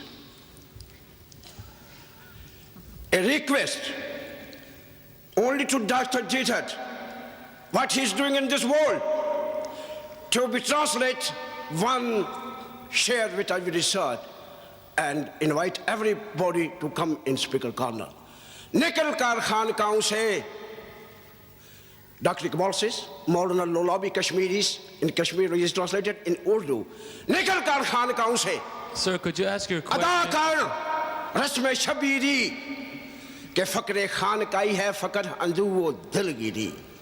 आप सबका काम है निकल जाए घरों से, बारकों को, मस्जिदों को, जहां कोई एक सफेद मिलता है उसको रुश्ती की शैतानी से आगाह करें. Please translate in English.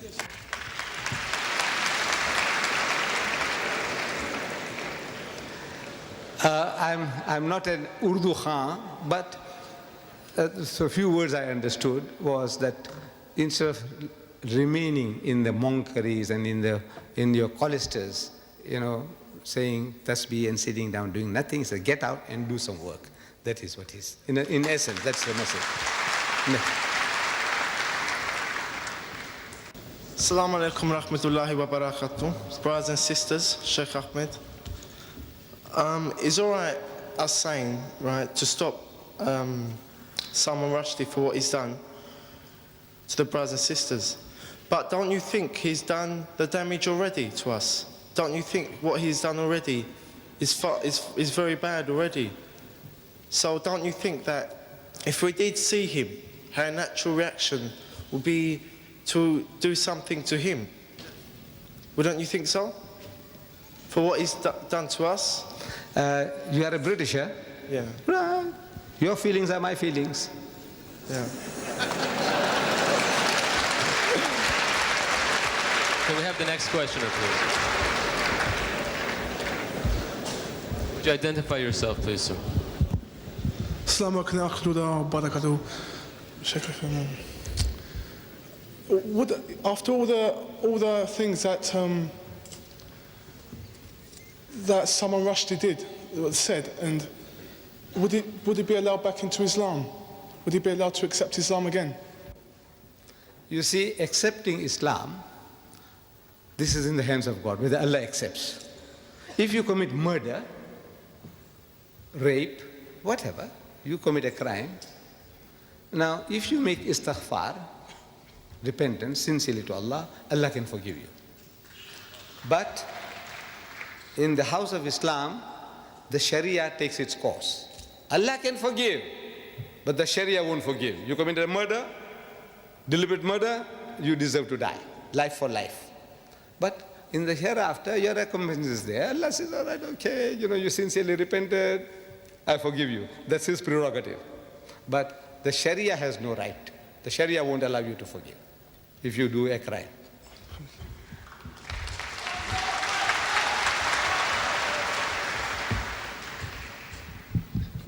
Assalamu alaikum wa rahmatullah. My name is Sayyida Kirmani, and I'm a British Muslim. And this question is to you, Brother Deedat. You mentioned in your course of speech the Islamic punishment for adulterers and slanderers, but you haven't mentioned the punishment which says in the Qur'an for the blasphemy that Rushdie committed. And as a Muslim, and as far as my knowledge goes of the Qur'an, your approach to Rushdie affair is in contradiction of Holy Qur'an. My second question is... Now that was a statement. My second question is... That was not a question, that was a statement you made. Do you agree with this? What? Do you agree with my statement? What statement did you make? What did you say? In Quran, the punishment for blasphemy against the Prophet of Allah is quite different. It's either by death or by stoning or cutting arms and legs. And that's what it says in Quran. Yes. Right, I'll answer you, my sister. We were dealing with the subject, how Rushdie fooled the West. Now, this thing I was telling you is so vast that this one person or one time you can't deal with everything. I have dealt with this problem. Now, this will be the third tape. Third tape on the same problem. Should Rushdie die? The Islamic verdict. Should he? That's the question. But now you have to get the tape. Can you tell us? Because we're all here. This is another lecture. You want me to deliver another lecture? Not just saying No, wait. We started here at 2:30. It's 4:30 now. This will take another 2 hours. You want me to expound to you for 2 hours? Look, you can't just make statements. You have to get this tape. I'm only asking you if you agree with the Quranic punishment or you don't. I agree what the Quran says, and here we deal with it in total, 2 hours. So you agree with the Quranic punishment? How, as a Muslim, how can you disagree? That's all I want. I think that...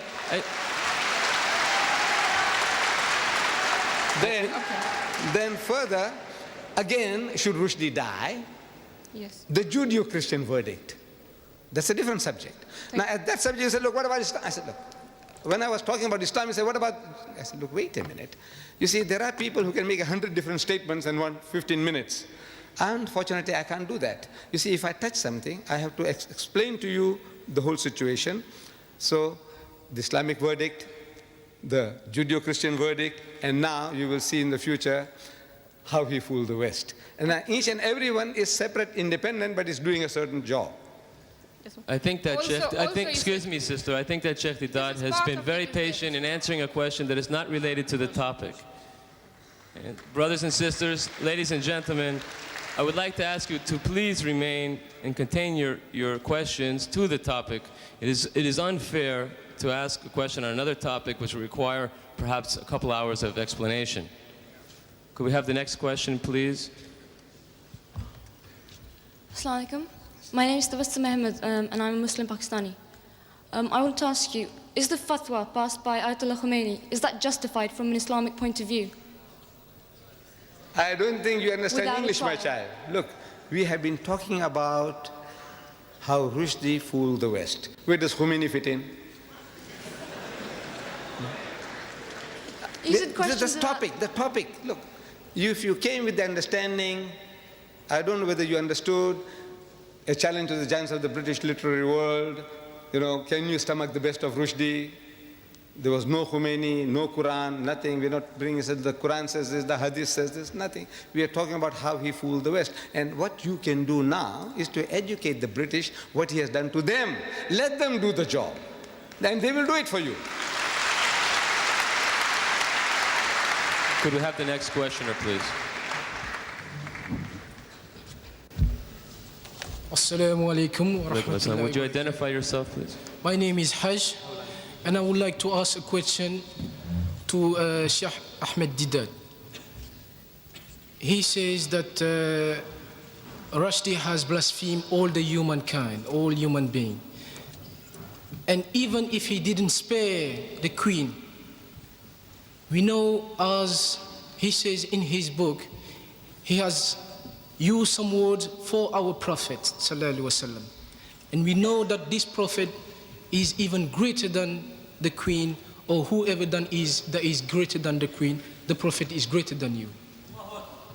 I would like to know, Mr. Ahmed Deedat, as a Muslim, because something good went on and some books have been banned. I would like to know, as a Muslim, our point of view, what should we carry on actually to do? Because many questions, the real question that is to be asked is whether Salman Rushdie is a Muslim or he's not a Muslim. I don't think you're reading the newspapers. Look, Salman Rushdie, he says he is not a religious man. He doesn't follow any religion. That's his verdict. He is out of the pale of Islam on his own confession. Well, now what do you want to go and ask him now? What will we ask him? He says he doesn't believe. Finish. It's over. That's what he says. He's a murtad. He's an unbeliever. So you can't treat him as a believer. What else proof you want from him now? I don't know. The whole world knows that he says he's not a religious man. He's not a Muslim. He says so. He was born in the house of Islam. You and I can be. But it's possible that you become a murtad. You become a Christian, you become a Buddhist, you become an atheist, and you still have a Muslim name given by your fathers. So that's his case. So where do we go from here now? Thank you very much. Assalam. Ready for the next question, please? Assalamu alaikum. My name is Musa from Nigeria on a visit. I wanted to ask a question which has earlier on been asked. But I have an observation to do as regards the general behavior of the audience. I don't know whether that one will be accepted here. Observation.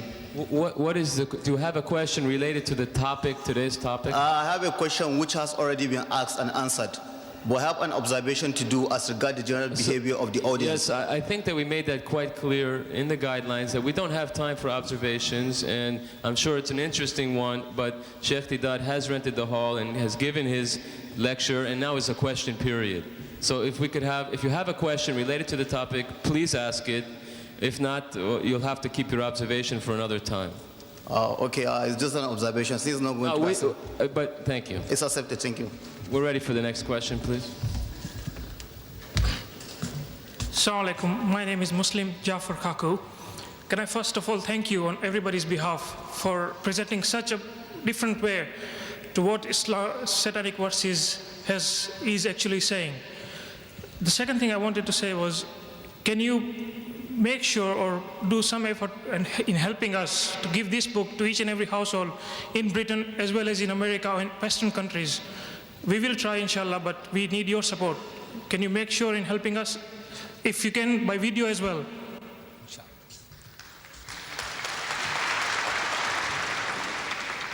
We are publishing 100,000 in Britain for free distribution, and another 100,000 in America for free distribution. I would like to see 1 million copies here and 1 million copies there. But now I'm appealing to you that don't kill the goose that lays the golden egg.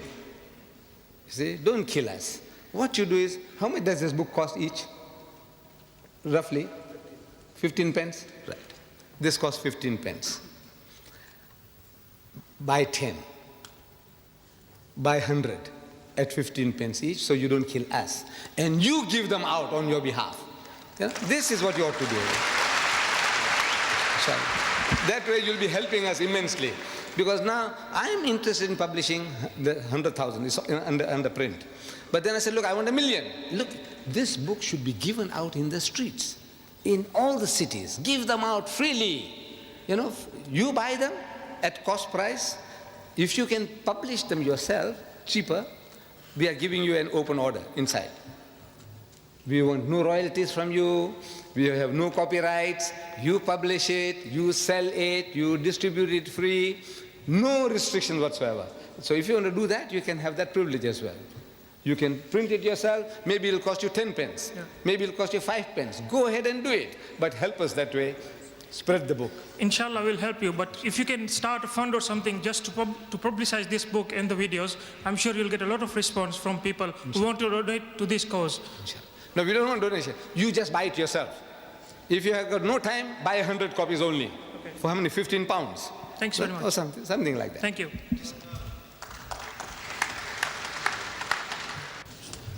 Assalamu alaikum, brothers and sisters. Assalamu alaikum, Mr. Deedat. Yes, if we could have 2 more questions, please, and yours. Well, let's say 3 questions, 2 more questioners after you. Mr. Deedat, first of all, last year, November, some Muslim scholars, Muslim ulama, did contact the British government in connection with this book. So, like you did in South Africa, some scholars and some ulama tried to do it here, but they were unsuccessful through their Democratic Party. Secondly, you say Salman Rushdie, how he fooled the West. Well, all Muslims that are here are in the West, and they are part of the West.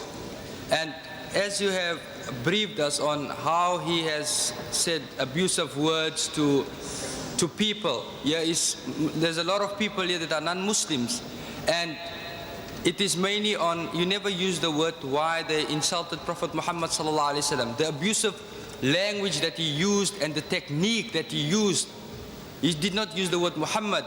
Can you explain to me why you never brought up that word Muhammad? And this, I don't, maybe you can give it to me better, I don't know. My brother, as you see, I have discovered there is a wrong policy. Our policy now is wrong. He said, you know what he called my mother? You know what you're doing? You're spreading it now. Look, the thing has spread enough, it has harmed us enough. 40 Muslims have died, women have been widowed, children orphaned, and now I'm going to say, you know what he called my mother? You know what he called my Nabi? You know what? What the hell? I said, forget it, man. That's the thing of the past. We have paid enough price for that. Now we say, look, you, sir, what he's doing to you? Forget about what happened to us. Because you crying about yourself is making the guy happy.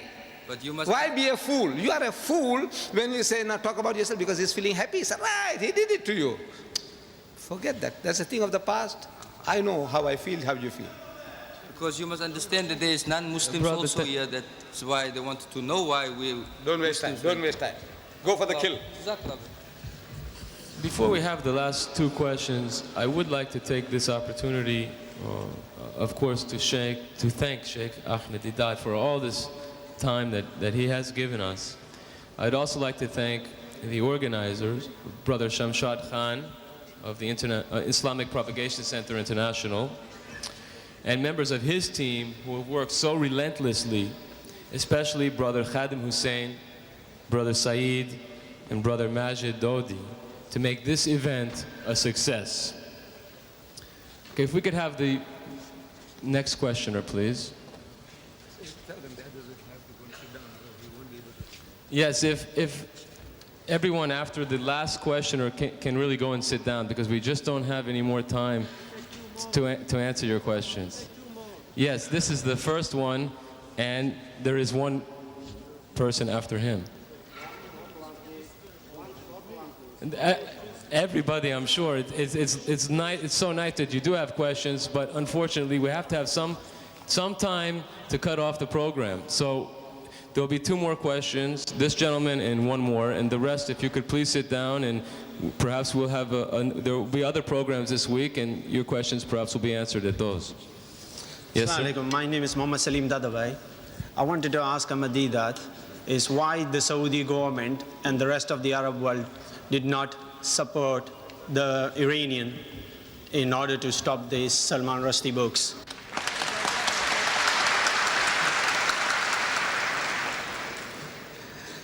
You think I know people's minds? I don't. This is the question you should ask them. Look, the question, the person who does or who doesn't, you ask him the question. Why? No, the problem is So that... do you have a question on the topic? Because we're discussing international politics. By talking or merely understanding the West, because the West have conspired against Islam in This unity. might make a very we as a Muslim are not united. This might make a very interesting topic in the future, but unfortunately it's not the topic here. Yes, could we please have the last questioner? Or pair of questioners? Just say it. Say it, come on. Assalamu alaikum. My name is Farhana, and this is my friend Shazi. I should like to ask you a question. Well, it's more advice than question. Do you have a question other than advice? Because there are people here that have questions. It is. You haven't heard it yet. I put 2 questions to my teachers in the school. It was one of freedom of speech, and I said, wasn't the last Temptation of Christ banned in this country? Am I wrong? Yes, you're wrong. It's not banned. What was that? It was banned. So why isn't this book being also banned? democracy. Wasn't the last Temptation of Christ banned in Pakistan? And also wasn't Satanic Verses banned in Pakistan? Isn't that respect to Christians and respect to Muslims? And that's all we demand, respect. But what is your question? My question is, why was I called into the head's office twice, and the second time I was asked, if I carry on like this, fighting for Islam, I'll have to get chucked out? I mean, am I doing anything wrong? No, you're not. So why am I getting chucked out? If I do anything again, then I'm dead, aren't I? Yeah, and we want to know. Tell me I'm doing something wrong, then I'll stop. But isn't this for Islam?